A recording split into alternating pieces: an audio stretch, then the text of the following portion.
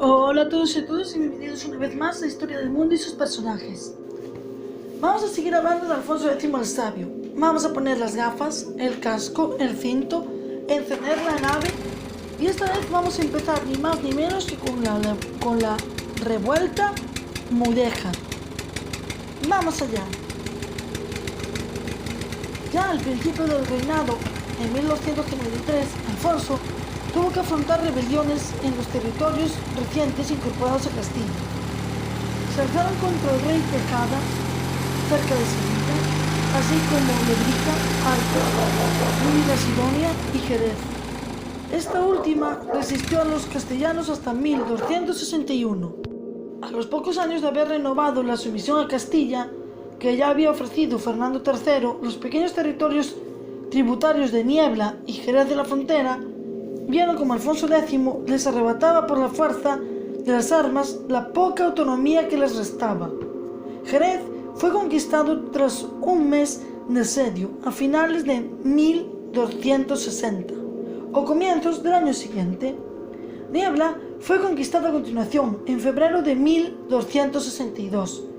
Con facilidad, su señor marchó a Sevilla, donde vivió hasta su muerte.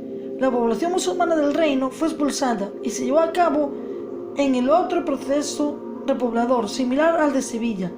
Ese mismo año comenzó también la repoblación del puerto de Santa María y de Cádiz.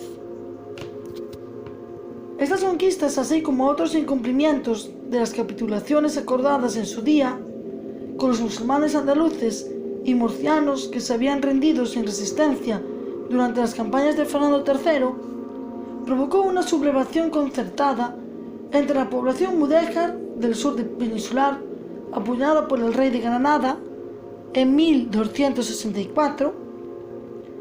El alzamiento comenzó en mayo de 1264, en Jerez, de cuyo alcázar se apoderaron los rebeldes, y se extendió pronto a otras localidades como Arcos, Lebrija o Medina Sidonia. En Murcia, el levantamiento comenzó en Lorca. La rebelión fue aplastada en casi toda Andalucía en 6 meses, mientras que en Murcia, abandonada a su suerte, fue necesaria la intervención combinada de tropas castellanas y aragonesas, al mando del propio Jaime I de Aragón. El rey aragonés rindió Murcia en enero de 1266. Acontecimiento que marcó el principio del fin de la rebelión en la región. Alfonso se centró entonces en el foco de la rebelión, que recuperó en octubre de ese mismo año tras reconquistar otras plazas menores. Esta revuelta tuvo como consecuencia la expulsión o huida de muchos mudéjares andaluces y el despoblamiento de vastas áreas en la campiña del Guadalquivir. La relación con la Iglesia. Alfonso utilizó a la Iglesia como instrumento de gobierno. Algunas figuras del alto clero recibieron importantes cargos gubernamentales y actuaron como embajadores regios, tanto ante el Papa como en otras cortes. Uno de los principales eclesiásticos del reinado fue Remondo, arzobispo de Sevilla, estrecho colaborador del rey. Por otro lado, Alfonso trató de apropiarse de parte de las rentas eclesiásticas, lo que suscitó el disgusto de los prelados y los acercó a la nobleza descontenta con la fiscalidad regia. Logró, empero, conservar las tercias reales que había obtenido del Papa Inocencio IV, su padre Fernando, para contribuir a sufragar las guerras contra los musulmanes. Esta fue una de las principales fuentes de ingresos para la hacienda real. Cuando renunció definitivamente a la corona imperial alemana y el papa del momento, Gregorio X, le compensó con la 10ª parte de las rentas eclesiásticas del reino durante 6 años. No consiguió, sin embargo, que ninguno de los papas de la época le respaldasen dedicadamente en sus pretensiones al trono alemán. Su relación con la nobleza. La relación del rey con la nobleza pasó de diversas etapas, aunque en general esta reforzó su poderío durante el reinado de Alfonso. En los repartos de tierras en Andalucía conquistada y en Murcia, la alta nobleza, los ricos hombres, obtuvieron grandes extensiones. Se extendió también el régimen señorial. Los grandes propietarios acapararon cada vez más potencias jurisdiccionales. Los dos principales linajes del reino de Alfonso eran los Lara y Haro, rivales. Otras importantes familias de alta nobleza eran la de los Castro Guzmán, una de cuyos miembros mayor era amante del rey, Manzanedo Meneses, Froilaz, Saldaña, Cameros, Girón, Trastámara y Limia. Todas ellas gozaban de amplios dominios que les aportaban abundantes rentas, disfrutaban principales cargos de la corte y estaban a menudo emparentadas. Parte de la alta nobleza se opuso a las medidas económicas y políticas del soberano que buscaban reforzar el poder de la corona. Las primeras desavenencias entre el rey y los nobles acontecieron en 1255, con la sublimación de Diego López III de Haro, sostenido por Jaime I de Aragón y por el hermano de Alfonso, el infante Enrique. La rebelión centrada en el señorío de Vizcaya y en Andalucía fue aplastada. La siguiente rebelión nobiliaria relevante fue la de 127, tras un periodo de coalición entre los nobles y el monarca. Relaciones con la familia real. La actuación de los hermanos del rey fue en general perjudicial para él. Enrique y Fadrique se rebelaron contra él. Al segundo lo hizo ejecutar. También lo hizo Felipe en 1272. Sancho llegó a arzobispo de Toledo, pero murió al poco. El Benjamín varón de la familia, Manuel, fue un fiel compañero de Alfonso hasta que al final del reinado se rebeló contra él en apoyo de su sobrino, Sancho. De sus hermanos de padre, hijos de la segunda esposa de Fernando III, solo Leonor desempeñó un papel importante en el reino, al casarse con el heredero inglés Enrique. A nivel de política exterior, durante todo su reinado, Alfonso X se tituló el Rey del Algarve. El origen de esta atribución es oscuro. Según algunos autores, como el Marqués de Mondéjar, y el Algarve le habría sido donado por Sancho II de Portugal, en pago por el apoyo que el castellano le había proporcionado en 1246 contra aquel que terminaría apartándolo del gobierno, su hermano Alfonso III de Portugal. Para otros, como José Matoso, la reivindicación del rey castellano sobre las tierras del sur de Lisboa reflejaban el deseo de ver con reconocida su superioridad feudal sobre el monarca portugués. También se rastrean los derechos de Alfonso X en el Algarve obtenidos por el rey de Niebla. Sea como fuere, tras la subida al trono de Alfonso X de Castilla, se inició una guerra entre ambos reyes por el control del Algarve.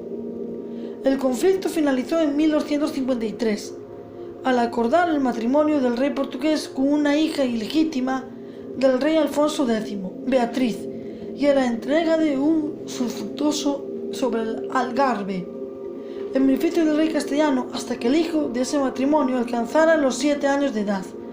Alfonso recibía además el servicio vitalicio de 50 caballeros de la región y la posibilidad de conceder tierras en ella.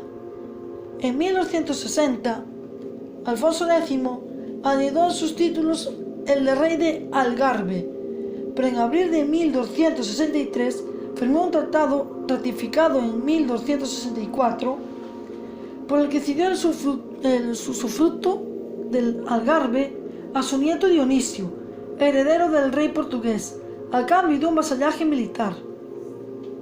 Con el Tratado de Badajoz de 1267 se liquidó este tributo militar y se fijaron las fronteras en el río Guadiana. El rey castellano siguió empleando el título de rey de Algarve, pero solo por la referencia al territorio de la antigua taifa de Niebla. Por su parte, el rey Alfonso III empezó a emplear el título del rey de Portugal y de Algarve desde marzo de 1268. El motivo de la cesión de Alfonso fue su deseo de mejorar las relaciones con el reino vecino. Y como estamos hablando de reinos vecinos, vamos a hablar de su relación con el reino de Navarra. Las relaciones con Navarra fueron tirantes al comienzo del reinado de Alfonso. Teobaldo I de Navarra, de origen francés, había orientado al reino hacia Francia. Temiendo un ataque del rey castellano, el rey firmó una alianza con Aragón. Alfonso, por su parte, se concertó con Inglaterra en primavera de 1254, a cambio de ceder sus posibilidades de derechos a la Gascuña, objetivo de los ingleses. Estos se comprometieron a colaborar con el rey castellano en los asuntos navarros. Para reforzar la liga, el príncipe Eduardo de Inglaterra, heredero del trono, desposó a una de las hermanas de Alfonso, Leonor, en Burgos. Ese mismo año, las relaciones castellano-navarras mejoraron durante el reinado de Teobaldo II, que hizo de su reino casi un protectorado castellano. También lo hicieron las de Castilla con Aragón, y en 1256 Alfonso firmó un tratado de amistad con el monarca aragonés Jaime I el Conquistador. En 1266, Alfonso decidió estrechar los vínculos con Francia, desposando a su hijo, el heredero, Fernando, con una hija del monarca francés Luis IX. La boda entre Fernando y Blanca de Francia se celebró a finales de noviembre de 1269, en Burgos. El primer acto de Alfonso contra las potencias musulmanas del sur de la península y el Magreb fue la creación de una base naval de Alcanate en el verano de 1260. Seguidamente los castellanos ocuparon y saquearon durante varios días el puerto de Salé en septiembre de ese mismo año. Las relaciones de Castilla con Granada fueron en general tirantes, con inestables pactos que daban paso a conflictos casi continuos. Si Alfonso trataba de minar el poder de los nazarís mediante el apoyo de algunos arraces, el emir granadino hacía lo propio, atizando a la nobleza levantística castellana. En 1264, el soberano granadino estuvo a los rebeldes muladíes contra Alfonso. En 1265, las dos partes alcanzaron un acuerdo pasajero que no puso fin a las tensiones. Al morir Muhammad ibn Nasr, su hijo Muhammad II suscribió un nuevo concierto con Alfonso, mediante el cual se comprometió a pagarle 300.000 maravedíes anuales.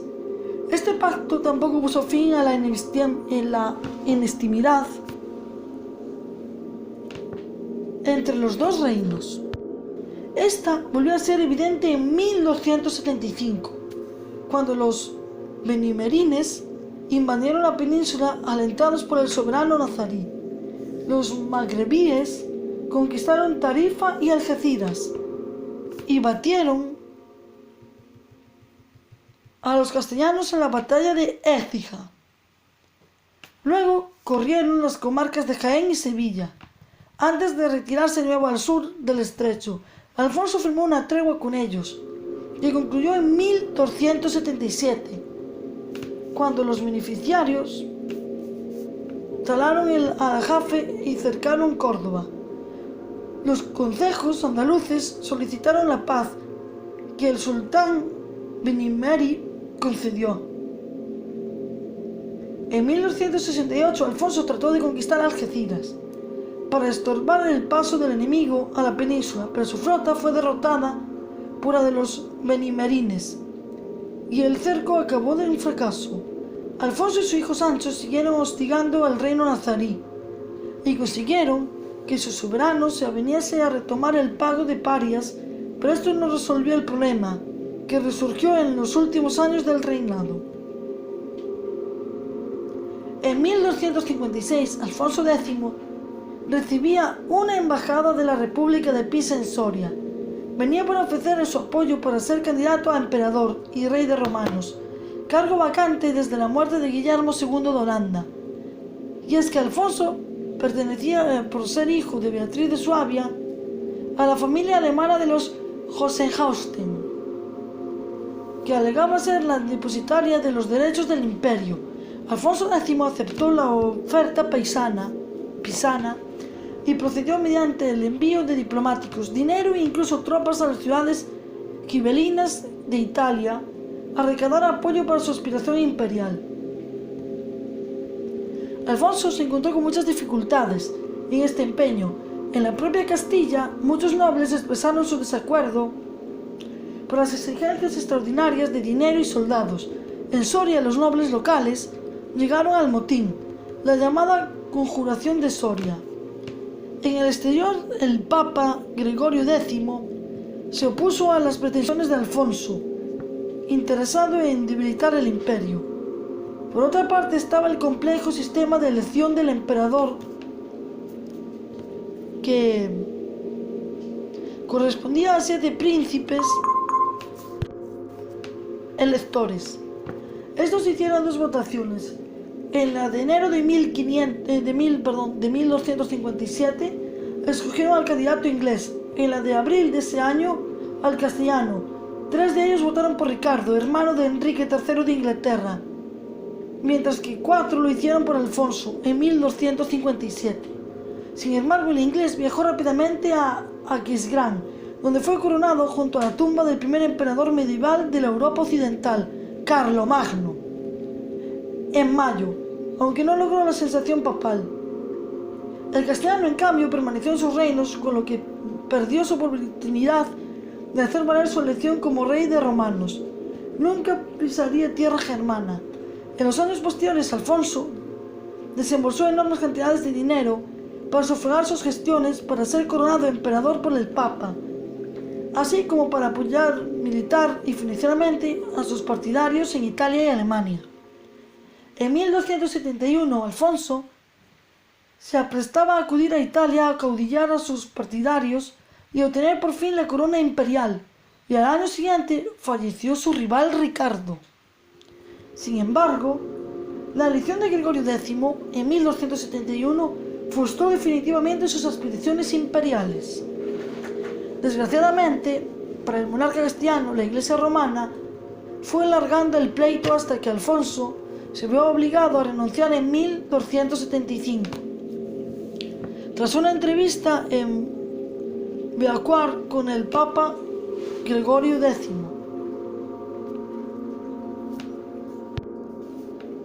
Este ya había negado en 1272 la validez de la elección de Alfonso y había reconocido como emperador a Rodolfo I de Habsburgo en 1274. Detrás de este pretencioso pudo estar la intención del rey sabio de verse reconocido como superior por los otros reyes peninsulares, recuperando la vieja supremacía teórica que había tenido su antepasado Alfonso VII el emperador. Según otros autores, la aspiración imperial de Alfonso se debía a su deseo de crear un imperio mediterráneo que le permitiese luego emprender una cruzada y conquistar Tierra Santa.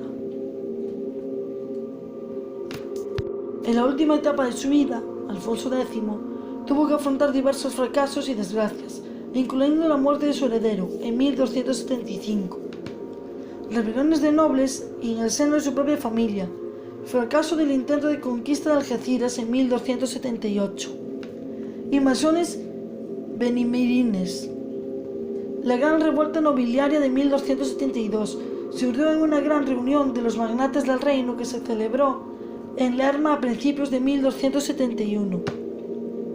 En ella participó asimismo el infante Felipe, hermano del rey, además de representantes de algunas ciudades. En 1272, la gran mayoría de los nobles, encabezados por el infante Felipe, hermano de Alfonso X, y Nuño González de Lara, plantearon una serie de reivindicaciones al monarca. Fundamentalmente, los rebeldes deseaban eliminar las medidas fiscales del rey y la vuelta a los fueros tradicionales, más laxos en lo que se refiere a las obligaciones de las poblaciones y a los vasallos para con el soberano. Consideraban que los agentes del rey cometían abusos y deseaban que Alfonso dejase de crear nuevas poblaciones en las tierras de realengo y solicitase menos contribuciones extraordinarias. A la rebelión se unió parte del clero y de la oligarquía urbana, también descontentos por la política fiscal regia. Los reconocimientos entre el rey y los azaldos se debió a la mediación de la reina Violante y de las concesiones del soberano. Al hacer Alfonso oídos sordos a estas protestas, los aristócratas se desnaturaron y se exiliaron a Granada junto a sus ejércitos feudales, provocando grandes daños a su paso. Entre 1272 y el 73, el infante heredero Fernando de la Cerda negoció la reconciliación con los rebeldes en un difícil contexto de guerra contra nazarís y benimerines. Finalmente, el príncipe logró la paz en ellos y con Granada. El primogénito y heredero al trono, Fernando de la Cerda, murió en 1275 en Villarreal, cuando se dirigía a hacer frente a una nueva invasión norteafricana en Andalucía. De acuerdo con el derecho consuetudinario castellano, en caso de muerte del primogénito, en la sucesión a la corona, los derechos debían recaer en el segundogénito, Sancho. Sin embargo, el derecho romano privado, introducido en las 7 partidas, establecía que la sucesión correspondía a los hijos de Fernando de la Cerda. El rey se inclinó en principio por satisfacer las aspiraciones de Sancho, que se había distinguido en la guerra contra los invasores ilárnicos, en sustitución de su difunto hermano. Pero luego el rey, presionado por su esposa Violante y por Felipe III de Francia, tío de los llamados infantes de la Cerda, hijos de Fernando, se vio obligado a compensar a estos. Sancho, conocido por la historiografía como el Bravo, por su fuerte carácter, se enfrentó a su padre cuando éste pretendió crear un reino en Jaén, para el mayor de los hijos del antiguo heredero, Alfonso de la Cerda. Finalmente, el infante Sancho y buena parte de la nobleza del reino se rebelaron en 1282. Sancho convocó cortes en Valladolid, que depusieron a su padre y lo reconocieron por rey. La mayoría de los notables del reino, desde la reina Violante o el infante Manuel hasta gran parte de la nobleza, el clero y los consejos, tomaron partido por Sancho. Nuevamente, las innovaciones fiscales ilegítimas fueron los motivos que arguyeron las reales que deseaban una vuelta de los antiguos usos. La rebelión puso el desvariamiento de la política fiscal y monetaria de Alfonso. Alfonso, sin embargo, conservó el favor del Papa a la sazón Martín IV y del rey de Francia. Al reponerse de la enfermedad a finales de 1282, maldijo a su hijo, quien desheredó en su testamento y adorado por sus antiguos enemigos, los benimerins, empezó a recuperar su posición. Y hasta aquí la tercera parte de Alfonso X el Sabio.